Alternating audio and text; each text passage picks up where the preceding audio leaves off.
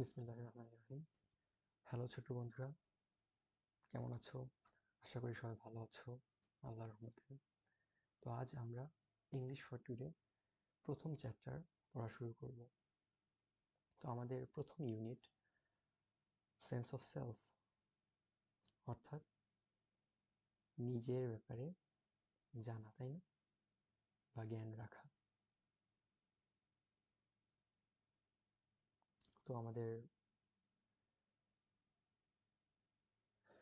Lesson 1, mister Moti by Rahad Abir. So here we have a story actually on Mr. Moti. So it was written by Rahad Abir, right?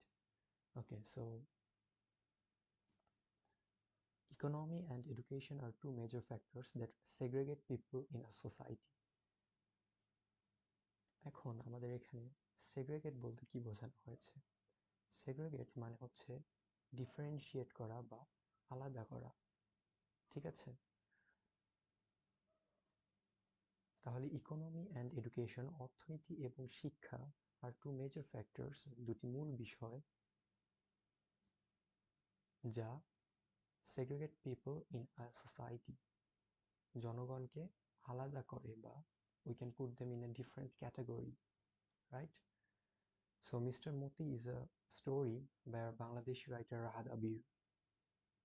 Read the two sections of the story and try to understand the identity of people belonging to different social classes. Also, think about how the world, human world, and animals or birds are interrelated. তাহলে mister মতি হচ্ছে আমাদের বাংলাদেশি একজন লেখক রাহাত আবিরের লেখা গল্প।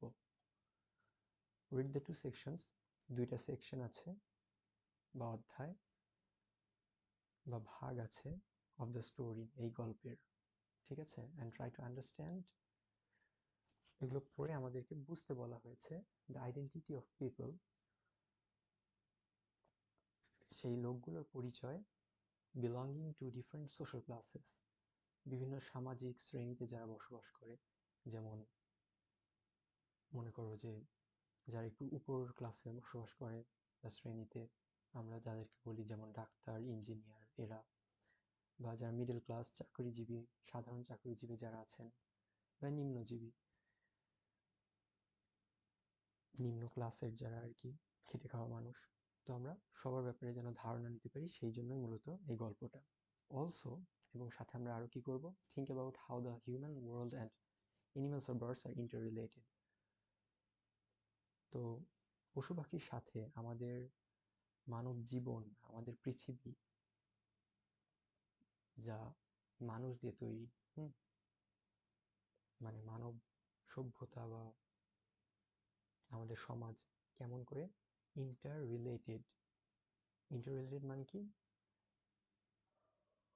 Inter related মানে বলতে বোঝানো হচ্ছে যে কিভাবে একে অন্যের উপর নির্ভরশীল বা সম্পর্কযুক্ত বা ইন্টার রিলেটেড। ওকে, তো এরপরে আমাদের মূল গল্পে আমরা চলে যাচ্ছি। আমিন is 17 when the war breaks out. এখানে খেয়াল রাখতে হবে, গল্পটা শুরু হয়েছে কিন্তু প্রেজেন্ট টেন্সে, হ্যাঁ, ব্রেকস আউট, রাইট? তো আমাদের পুরো গল্পটাই আমরা ধরে নিতে পারি যে প্রেজেন্ট টেন্স বা ফিউচার টেন্সে লেখা হবে, পাস্ট টেন্স থাকবে না। তো আমিন 17 বছরের ছিল যখন যুদ্ধ শুরু হয়। ব্রেক আউট, এটা আমাদের খেয়াল রাখতে হবে, এটা কিন্তু অ্যাপ্রোপ্রিয়েট প্রিপোজিশন টাইপের, মূলত group verb. One Monday after supper, he announces he will go to war. Supper মানে হচ্ছে রাতের খাবার। তো কোনো এক সোমবারে রাতের খাওয়ার পর সে অ্যানাউন্স করে যে he will go to war. Sonaban shrieks in surprise.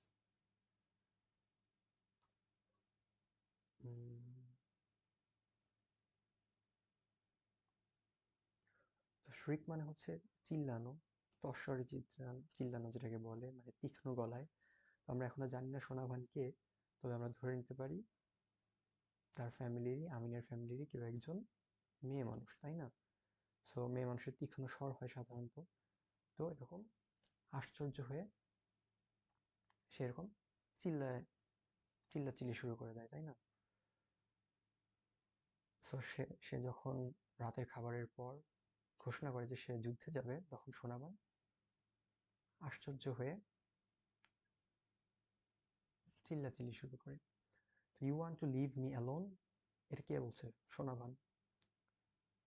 Sonaban বলছে তুমি আমাকে একা রেখে যাবে? ইট ওয়ন্ট টেক লং মা, হি অ্যাসিওরস হার। তো আমরা এখান থেকে জানতে পারি যে সোনাবান হচ্ছে আমিনের মা, এবং হি অ্যাসিওরস হার, আমিন তার মাকে আশ্বাস দেয় যে এটা খুব একটা সময় নিবে না। I will be back soon after the training, প্রশিক্ষণ নিয়ে সে ফিরে আসবে। That night Sonavan can not slip, Sonavan ঘুমাতে পারে না সে রাতে। আফটার সান আপ মানে হচ্ছে মেইনলি সানরাইজ, ওকে? সো সূর্য ওঠার পর শি ওপেন্স দ্য ডাক কূপ। এখন ডাক কূপ মানে হচ্ছে আমাদের ঘর যেটাকে বলি, তো হাঁস যেখানে থাকে আর কি। The flock streams out, stretches and quacks around her for their morning meal.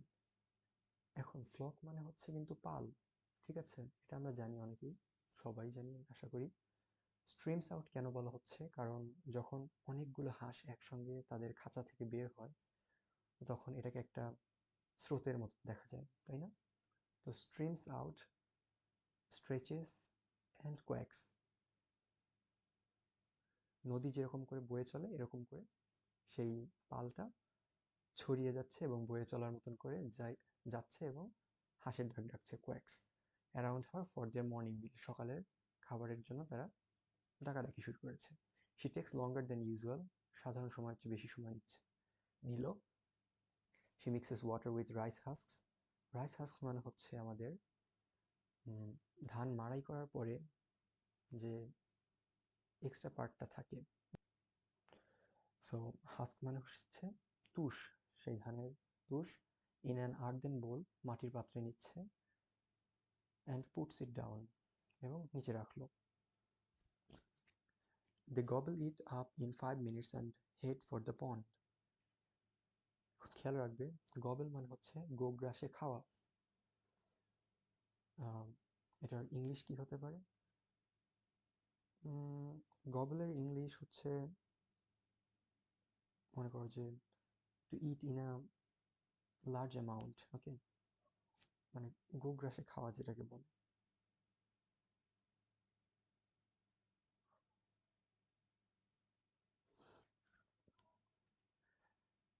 Okay, so Amin has let out the chickens by then, Amin ততক্ষণে মুরগিগুলোকে ছেড়ে দিয়েছে।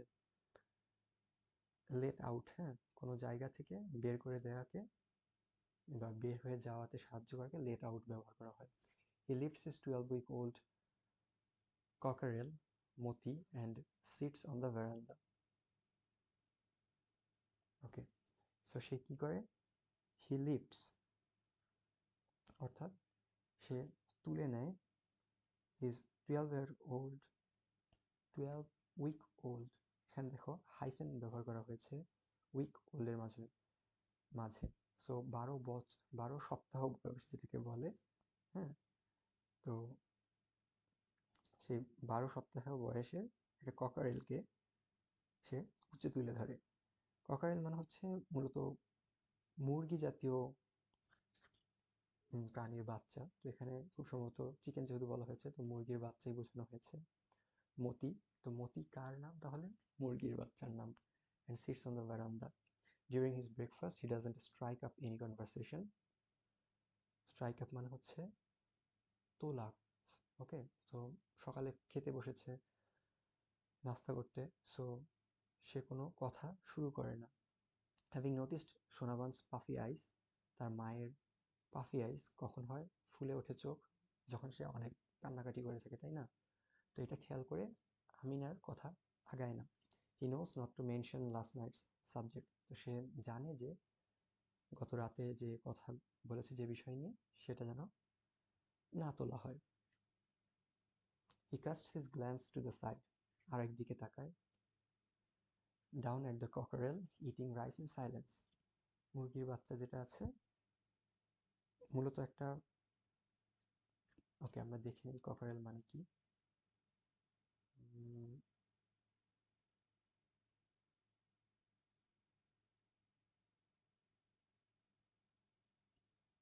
ওকে, COCKAREL,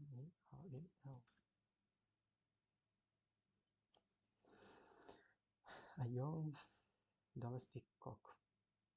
সো এটা আমরা বুঝতে পারলাম ককারেল মানে হচ্ছে মোরগের বাচ্চা। Okay, young female chicks are called pullets, শিখে নিবা, কোনো জিনিস জানার থাকলে নেটে সার্চ দিয়ে নিয়ে জেনে নিবে। এরকম করলে তোমার ভোকাবুলারি বাড়বে, জানার পরিধি বাড়বে। And young males are called cockerels. Adult males are called cocks or rooster, and adult female are called hens. ওকে, তাহলে আমরা হচ্ছে মুরগির পুরো ফ্যামিলি জেনে গেলাম, তাই না? ঠিক আছে, তো এরপর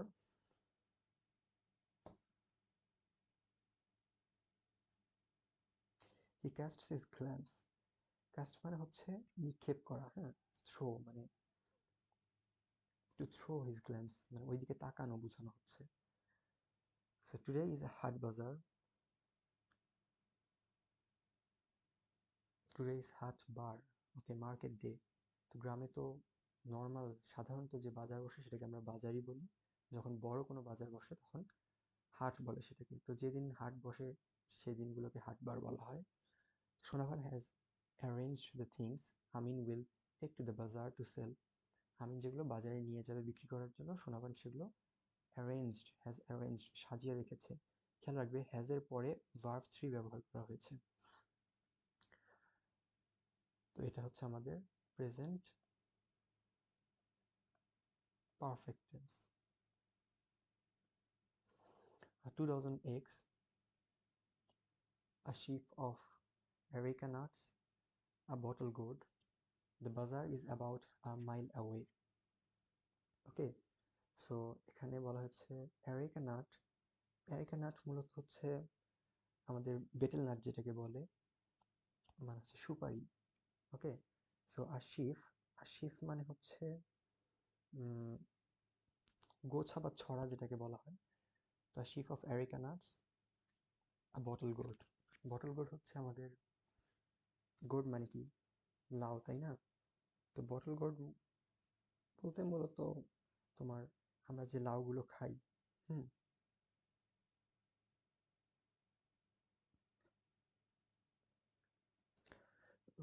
সাধারণ যে চাল কুমড়া যেটাকে বলি সেটা মূলত বটল গোর্ড বলা হয়। ওকে, সো গোর্ডের ক্লাসিফিকেশন আছে। তো we will try to see that কোন কোন ধরনের গোর্ড আছে। ওকে,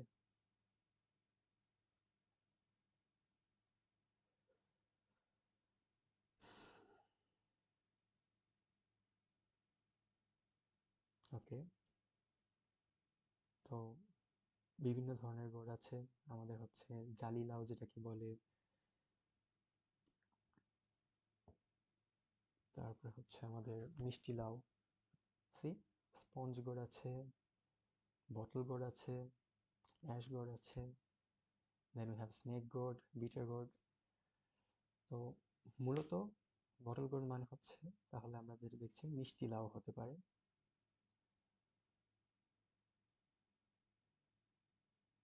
নো, মিষ্টি লাউ হচ্ছে পামকিন। সো বটল গোর্ড মূলত হচ্ছে লাউ যেটাকে আমরা বলে চিনি সেটাই। দ্য বাজার is about a mile away, তো বাজার প্রায় 1 মাইল দূরে। wears his short sleeved floral shirt over his লুঙ্গি, লুঙ্গির উপরে শর্ট স্লিভ হাফ শার্ট যেটাকে বলি ফ্লোরাল শার্ট। ফ্লোরাল মানে হচ্ছে ফুলেল। তো আমিনের শার্ট খুব সম্ভবত যেটাকে আমরা কি বলি প্রিন্টের শার্ট বলি, তাই না? ফুলেল, ফুল ডিজাইনের হয়তো শার্ট ছিল তার। Over his lungi, he whistles as he looks into the cloudy mirror to comb his hair.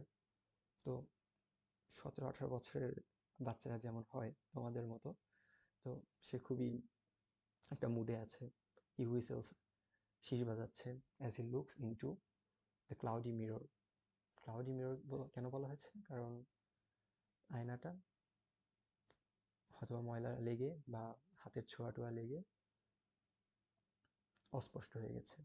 To comb his hair, placing the rattan basket on his head before setting off, he hollers, "I'm off, ma." So what is rattan basket? Uh, well, rattan basket means, okay, I don't know even that. Okay, let me search that.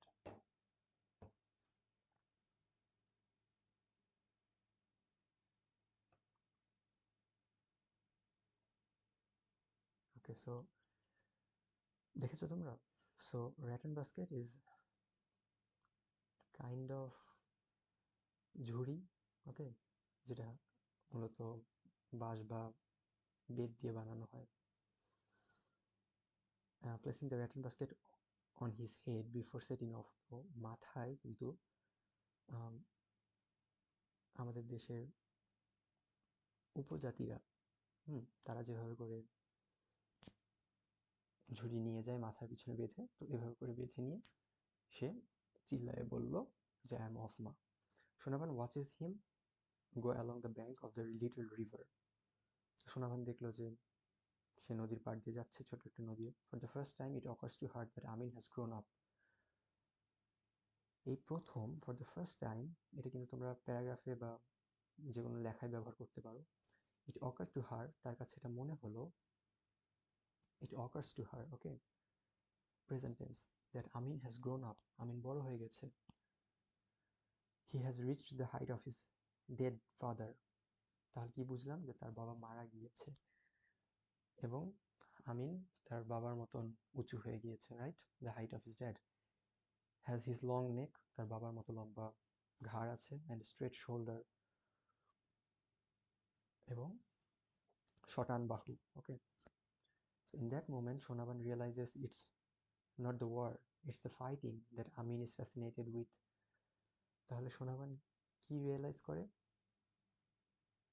Realise মানে কি? To understand, বোঝা, তাই না? উপলব্ধি করা। It's not the war, এটা যুদ্ধ না, ইটস দ্য ফাইটিং, মারামারি, that Amin is fascinated with, Amin যে এটা নিয়ে খুবই আগ্রহী, তাই না? সো আমরা বুঝতে পারছি যে এটা একটা যুদ্ধর সময়কে আর কি তৈরি করা গল্প। তো আমিন হচ্ছে এই যুদ্ধের ভিতরে, যুদ্ধ নয়, মূলত মারামারি নিয়ে সে মুগ্ধ। তো like his dead father, he is crazy about bull fighting, cock fighting and boat racing. তার মৃত বাবার মতো সেও কি মোষের যুদ্ধ, তারপর হচ্ছে মোরগ লড়াই এবং নৌকা বাইচ, এগুলো নিয়ে খুবই ক্রেজি বা পাগল। হ্যাঁ, এখানে ক্রেজি বলতে মূলত পাগল না, এখানে বোঝানো হচ্ছে যে সেগুলো খুবই আগ্রহ নিয়ে দেখে, খুবই উৎসাহী। তো এটা এক ধরনের ইংলিশের সৌন্দর্য, বিভিন্ন শব্দ ব্যবহার করে যেরকম ব্যবহার হয়, শুধু ইংরেজি না, যে কোনো ভাষাতে এরকম শব্দ ব্যবহার করা হয় যেখানে লিটারাল মিনিং একটা হয়, বাট পুরো সেন্টেন্সটা অন্য কোনো অর্থ প্রকাশ করে, তাই না? The same stubbornness flows in his blood. তো একই ধরনের একরোখা সে, তার রক্তেও এই জেদ, স্টাবার্ননেস, এটা ফ্লো করে বা বয়। আমরা বলি না ওর রক্তেও একই জেদ বইছে, একই স্পৃহা, তাই না? Once he decides on something, nothing can stop him. কোনো কিছু সে একবার ডিসিশন নিয়ে নিলে সে আর সেখান থেকে পিছপা হয় না, তাই না? সিদ্ধান্ত নিয়ে নিলে সে আর পিছপা হয় না। হার লিটল সন, অ্যাপোস্ট্রফি, তাই না? তার ছোট্ট শিশু, নাও আ ম্যান, এখন একটা মানুষ হয়ে গেছে।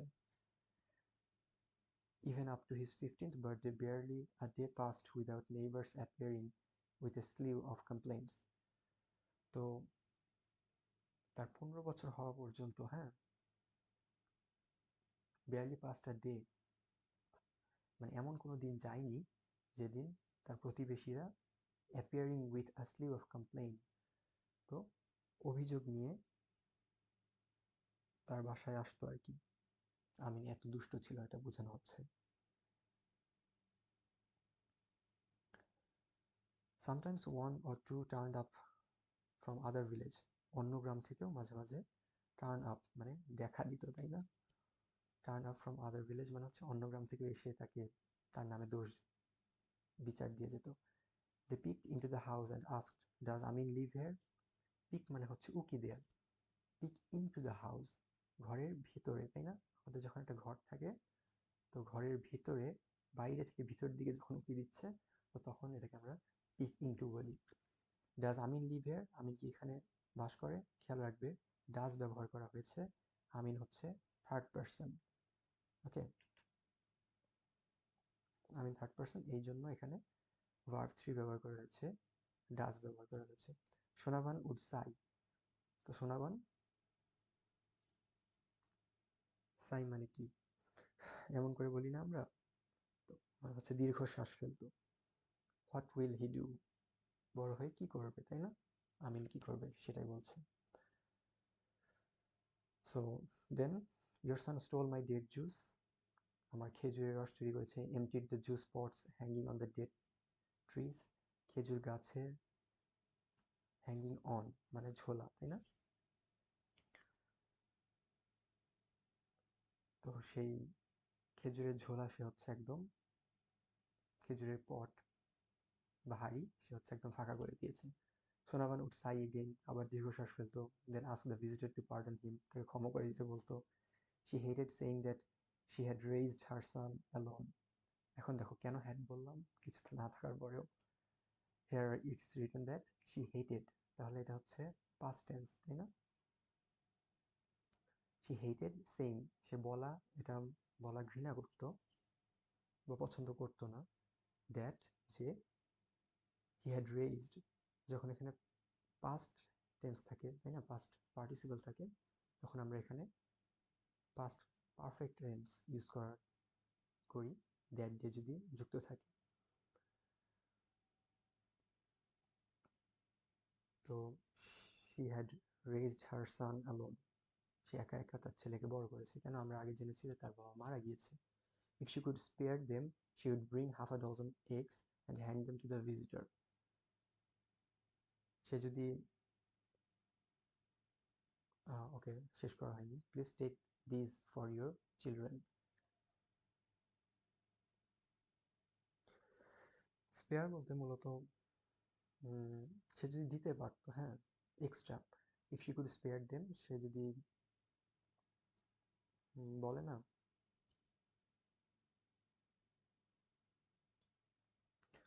সে যদি দিতে সক্ষম হতো, তাই না, তার যদি এক্সট্রা থাকতো তাহলে she would bring half a dozen of egg, তো 1 ডজনের অর্ধেক ডিম, 6টা ডিম এনে and hand them to the visitor, যেহেতু ভিজিটরের লস করে দিয়েছে আমাদের আমিন, তো এই জন্য সে কিছু ক্ষতিপূরণ দেওয়ার চেষ্টা করতো। Take this for your children, আপনাদের বাচ্চাদের জন্য নিয়ে যান। That night Sonaban climbs out of a bed, এখন ক্লাইম্ব মানে কিন্তু হচ্ছে বয়ে ওঠা, তাই না? ক্লাইম্বস আউট মানে হচ্ছে বিছানা থেকে নামা। তো at night Sonaban climbs out of a bed, clutches the hurricane lamp and tiptoes into Amin's room, আমিনের রুমে যায় পায়ে পায়ে tiptoe. She stands on his bed, তার বিছানার পাশে দাঁড়ায়। Stands by his bed, sorry, stand by মানে হচ্ছে দাঁড়ানো, পাশে এসে দাঁড়ানো। Stands by his bed, looks at her sleeping son, look at হচ্ছে তাকানো, তার ঘুমন্ত ছেলের দিকে তাকালো। He snores like his father, স্নোর মানে কি নাক ডাকা, হ্যাঁ, তো তার বাবার মতো আমিনও নাক ডাকে। He has her light skin and button nose, তার বাবার মতন তার হচ্ছে লাইট স্কিন, শ্যামলা শরীর, এবং বাটন নোজ আছে, হ্যাঁ। বাটন নোজ মানে হচ্ছে মূলত তোমার নাকের ধরনকে বোঝানো হচ্ছে, উঁচু নাক যেগুলো আর কি। তো সেটা আছে হিজ চিক,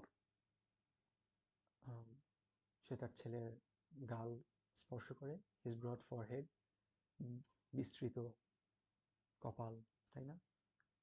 এখানে বোঝানো হচ্ছে মূলত তার ছেলের চেহারা বা বাহ্যিক সৌন্দর্য। তো মায়ের কাছে সবসময় তার সন্তান সুন্দর। She suppresses a desire to lie beside him, like the old days when she slept cuddling her baby.